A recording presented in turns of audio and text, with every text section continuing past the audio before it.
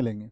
तो ये किसकी ड्यूटी है? तो आप कहेंगे ये स्टेट की ड्यूटी है कि भाई ऐसा तो नहीं हो कोई व्यक्ति आपका मान के चलो उसको काम ही नहीं है, ठीक है, तो उसको कौन उसको प्रोवाइड कराएगा?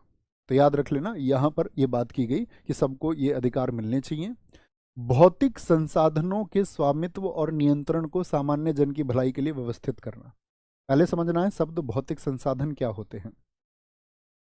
भौतिक संसाधन से आप क्या समझते हैं? जरा उदाहरण लिखिए कोई एक। आप कहेंगे भौतिक संसाधन से यानी कि हम कह सकते हैं आपका जो फिजिकल रिसोर्स हमारे पास है, जैसे हमारे देश में कहीं पर तेल निकल आता है, वो क्या है? भौतिक संसाधन है।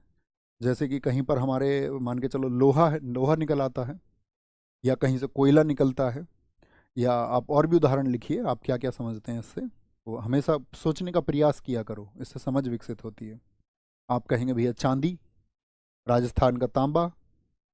तो जब कहीं पर आपका कोई खान मिली, जैसे मान के चलो लोहे की खान मिली और वो एक माइन थी आयरन की, तो उस लोहे की खान को किसी एक व्यक्ति को दे दिया जाए कि भाई इस पर आपका अधिकार होगा, या कुछ ऐसी व्यवस्था की जाए कि बहुत सारे यानी कि बहुत ज़्यादा यानी कि मामले में सिर्फ किसी एक पर एक की मोनोपोली ना रहे, किसी एक का एक अधिकार ना रहे, उससे लाभ जो है वो अन्य भी ले पाए।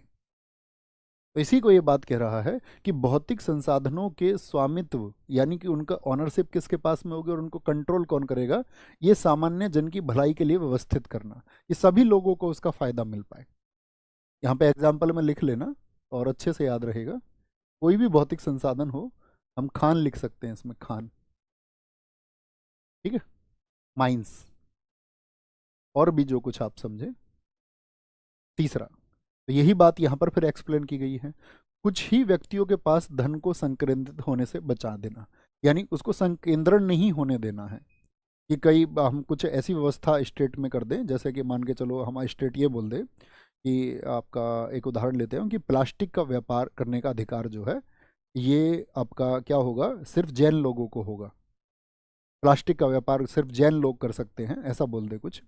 या ये बोल दे आपसे कि जो लोहे का व्यापार करेंगे वो सिर्फ बौद्ध लोग करेंगे। तो धन किनके पास पहुंच जाएगा?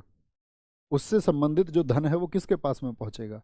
तो ऐसा नहीं करना है, मतलब किसी एक की तरफ अलाइन नहीं होना है, किसी एक की तरफ झुकाव नहीं होना है, ताकि धन का जो है संकेंद्रण ना हो। बात क्लियर है? मुझे बताते रहें। तो आप कहेंगे कुछ ही व्यक्तियों के पास धन को संकेंद्रित होने से बचा देना। Prevention of concentration of wealth in hands of few individuals, कुछ लोगों के पास में वो ना जाए। पुरुषों और महिलाओं दोनों को समान कार्य के लिए समान वेतन, equal pay for equal work for both man and women. ये बड़ा इंपॉर्टेंट है, ध्यान से समझना।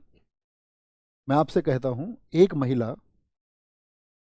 एक महिला जो है वो किसी फैक्ट्री में कार्यरत है और वहां पर उसकी जो सैलरी है वो 40,000 रुपये हर महीने है। 40,000 रुपये हर महीने है, और इस महिला को 8 घंटे वहां पर कार्य करना पड़ता है। वहीं पर एक पुरुष है, उसको जो है इस काम के लिए 50,000 रुपये मिलते हैं, इसी काम के लिए, और उसका जो काम है वो आपका 9 घंटे का है। तो क्या ये किया जा सकता है? हाँ या ना? क्या ये कर सकते हैं? तो आप कहेंगे भैया हाँ, क्योंकि यहां पर एक बात हुई है समान कार्य के लिए। तो कार्य तो भैया कहाँ समान रहा? इसका कार्य तो 8 घंटे का है और उसका कार्य 9 घंटे का। तो समान कार्य से मतलब क्या होता है? समान स्थितियां, समान समय, यानी कि बराबर घंटे काम किया, वही काम किया, उसी नेचर का काम किया जो उसने किया था। मान के चलो बैग सिलने का काम था कोई, तो बैग एक महिला ने भी सिले और बैग जो है वो पुरुष ने भी सिले। अब आप ये नहीं कह सकते कि मान के चलो कि समान कार्य के लिए समान वेतन। अच्छा, दूसरा उदाहरण समझते हैं एक और एग्जाम्पल से। ये तो आप समझ गए होंगे कि 8 घंटे करते हैं तो दोनों को मिलेंगे। जैसे मैं एक टीचर हूँ, मैं एक अध्यापक हूँ, मैं एक शिक्षक हूँ।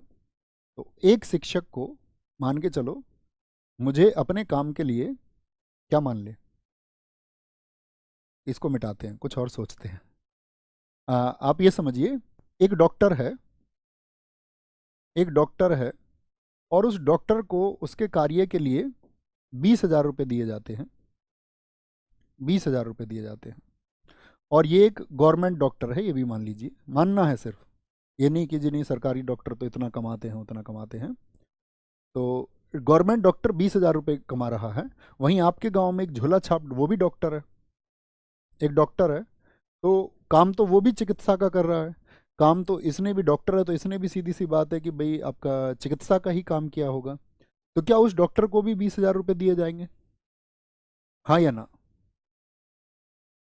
बताइए भाई, सारे लोग बताएं, सारे लोग बताएंगे। नो, अब आप समझ गए, अब आपके आंसर देख के मैं समझ पा रहा हूँ। यानी कि क्या होना चाहिए, समान कार्य होना चाहिए, समान कार्य।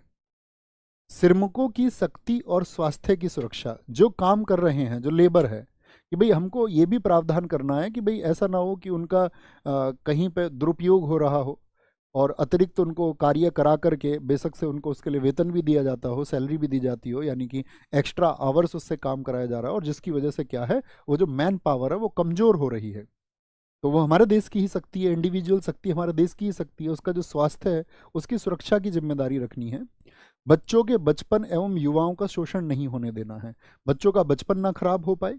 और ये 39F बहुत इंपॉर्टेंट है, इसमें इंपॉर्टेंट लिखो इसको भी, हमने दो बताए, ये भी इंपॉर्टेंट है, क्योंकि इसके बाद में साथ ही आपका इसको भी जो है, जब हमारा 42वां संविधान संशोधन था 1976 में, तब इसके बारे में बात की गई थी। ठीक है सर, आपकी कोचिंग में क्या सभी को एक समान सैलरी मिलती है? वही तो मैंने आपको बताया अभी, समान सैलरी किस बात के लिए मिलेगी बताओ? फिर इसका मतलब है आपको आर्टिकल समझ में नहीं आया। ये अच्छा उदाहरण हमारे भाई ने दिया, देखो अभी सब लोग आंसर देंगे।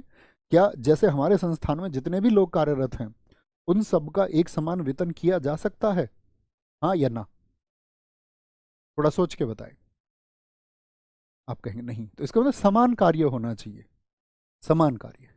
बच्चों के बचपन और युवाओं का शोषण ना हो, ठीक है, ऐसा भी ना काम करा जाए भी उसको लगातार लगातार काम कराया जा रहा है, तो ऐसा ना हो। यहाँ पर नोट करेंगे एक आर्टिकल जोड़ा गया, आर्टिकल 39A, वो बहुत इंपॉर्टेंट है। और देखो दोस्त, गलती क्या होती है, 39A ये क्या कह रहा है?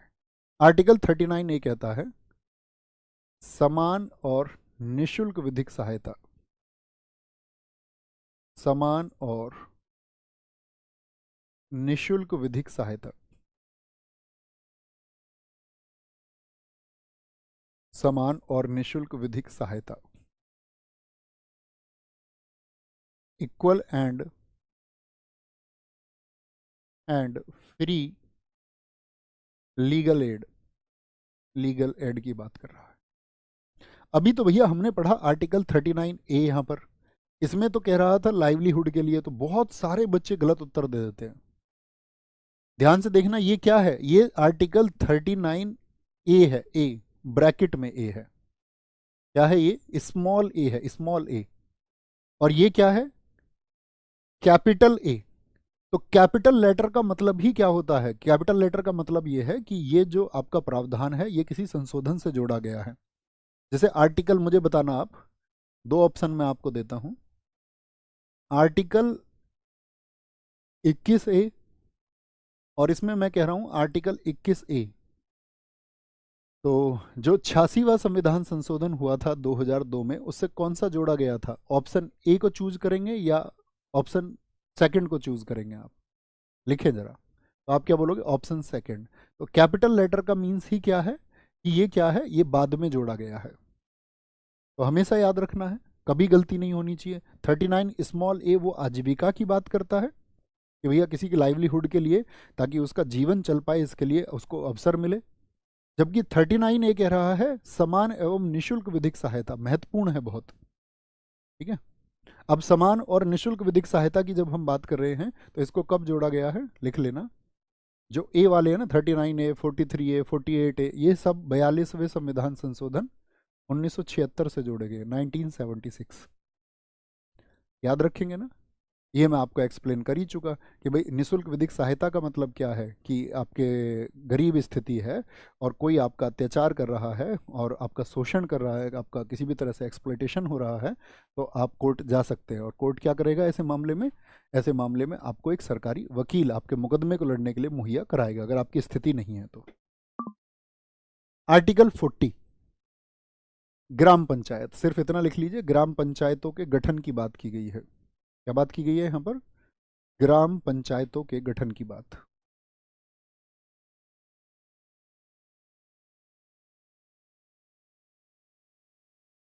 ग्राम पंचायत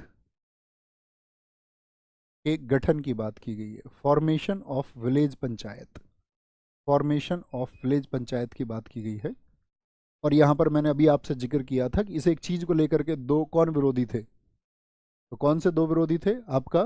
गांधी वर्सेस, गांधी वर्सेस अंबेडकर।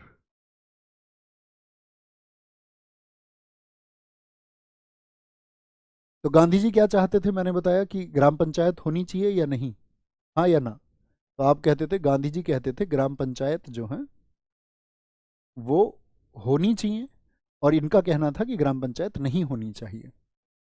अब दोनों के बीच में विभेद रहेगा, तो आप क्या समझेंगे कि हमारे देश में क्या, आपसे मेरा क्वेश्चन है कि आप सबने पॉलिटी को पढ़ा होगा, मुझे ये बताइए आप जरा कि भारत में ऐसे कितने राज्य हैं जिनमें ग्राम पंचायत नहीं है? या दूसरा मेरा प्रश्न सुनिए, भारत में ऐसे कितने राज्य हैं कि जिनमें ग्राम पंचायत है? तीसरा मेरा प्रश्न है कि भारत में ऐसे कितने केंद्र शासित प्रदेश हैं जिनमें ग्राम पंचायत है?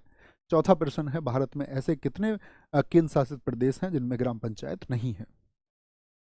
तो अब हमने कहा कि ये राज्य के जिम्मे है, राज्य इसको अपने यहाँ लागू करता है या नहीं करता है, तो वो राज्य की मर्जी हो गई। ये बात तो हम कर चुके, कई साथियों ने कहा 6, कई ने कहा 3, कई ने कहा आपका 5, कई ने कहा 4, नहीं पता, कुछ लोगों ने बहुत ईमानदारी से जवाब दिया नहीं दिया। तो देखो, या तो ये आपका बताओ आर्टिकल 40 किस में आएगा आपका? तो ये गांधीवादी विचारधारा से प्रेरित हुआ या नहीं हुआ? आप कहेंगे हाँ जी हुआ। तो गांधीवादी विचारधारा से जब ये प्रेरित है, तो जिन भी राज्यों में ग्राम पंचायत है, जैसे मैं पूछूं यूपी में, आप बताओ, बहुत सारे लोग आपके गांव में प्रधान होते हैं कि नहीं होते? आप कहेंगे बिल्कुल होते हैं। मध्य प्रदेश वाले बच्चे बताओ, आपके गांव में प्रधान है या नहीं है? आप कहेंगे हाँ जी है। राजस्थान वाले बच्चे बताओ, आप कहेंगे भैया सबसे पहले तो अब जब हम पढ़ेंगे पंचायती राज को, 73वें संविधान संशोधन के बारे में हम, या जब हम आर्टिकल 243 ए पर पहुंच जाएंगे, 243 के पर पहुंच जाएंगे, तब हम इस बात को जानेंगे कि भैया राजस्थान में सबसे पहले ही 2 अक्टूबर को गांधी जी के जन्मदिन पर, क्योंकि गांधी जी की विचारधारा से प्रेरित है, तो 2 अक्टूबर को आपका 1959 में, कहाँ पर बताओ? राजस्थान के नागौर के बगदरी गांव में, वहीं पर तो सबसे पहले आपका पंचायती राज को अपनाया गया, फिर आंध्र प्रदेश में अपनाया गया। ठीक है, तो अगर कहीं पर नहीं है, मान के चलो, हमने अभी एज्यूम कर लिया से आपका कोई भी एक मान ले, हम नागालैंड हमने कह दिया कि नागालैंड में ग्राम पंचायत नहीं है, तो यानी कि नागालैंड की जो सरकार या नागालैंड का जो राज्य है वो किसकी विचारधारा से प्रेरित है? तो आप कहेंगे वो बाबा साहब भीमराव अंबेडकर जी की विचारधारा से प्रेरित है। ओके, तो इसको लिख लेना यहाँ किनारे पे, बहुत इंपॉर्टेंट फैक्ट है ये, लिखना है यहाँ पर। क्या बोलेंगे? नागालैंड, नागालैंड, मेघालय, मेघालय, मिजोरम, और और दिल्ली में, और दिल्ली में ग्राम पंचायत नहीं है। अब ऐसा नहीं है कि यहाँ पर गांव नहीं है, दिल्ली में बहुत गांव है। जब तो आप दिल्ली घूमने जाओगे तो आपको पता चलेगा कि दिल्ली में बहुत गांव है, ग्राम पंचायत नहीं है। मतलब गांव तो है यहाँ पर, लेकिन ग्राम पंचायत नहीं है। यानी कि क्योंकि राज्य की अपनी मर्जी थी, राज्य की अपनी मर्जी थी, तो जिन राज्यों ने इसको लागू किया तो वो आपका गांधी जी की विचारधारा से प्रेरित हो गए, और जिन्होंने नहीं लागू किया वो उन्होंने आपका अंबेडकर जी की थ्योरी को माना, और यहाँ पर क्या है आपका, क्या बोलेंगे कि ग्राम पंचायत नहीं है। बात क्लियर है? कोई दिक्कत तो नहीं? आर्टिकल 40, इसमें एक बात कही गई है आपका, क्या बोलेंगे कि सॉरी 41, 41, 41 में क्या बात की गई है? बेरोजगारी, बुढ़ापा, बीमारी और विकलांगता के मामलों में कार्य करने, शिक्षा पाने और सार्वजनिक सहायता का अधिकार सुरक्षित करना। किस किस की बात की गई है? बेरोजगारी, तो सरकार कुछ मदद करती है बेरोजगारों की? हाँ जी, इनको मिलता है ना अनएम्प्लॉयमेंट अलाउंस, बेरोजगारी भत्ता दिया जाता है, बेरोजगारी भत्ता इनको दे दिया जाता है।